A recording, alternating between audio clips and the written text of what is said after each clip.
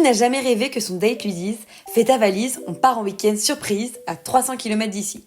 Bon, moi, j'ai arrêté d'attendre et je l'ai fait. J'ai amené mon date au Mont-Saint-Michel. Et spoiler, c'était juste incroyable. Déjà, un tout petit point logistique, pas besoin d'être milliardaire pour y aller. Un bus, un train, une voiture et hop, on atterrit directement dans un décor digne d'un film. On se retrouve face à une ville médiévale figée dans le temps, perchée au milieu de l'eau.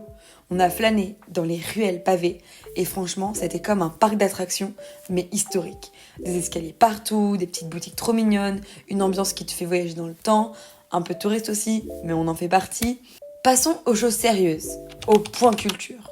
L'abbaye du Mont-Saint-Michel, c'est le spot à voir, le spot à ne pas louper, le spot qui va vraiment t'expliquer tous ces kilomètres et t'en mettre plein la vue.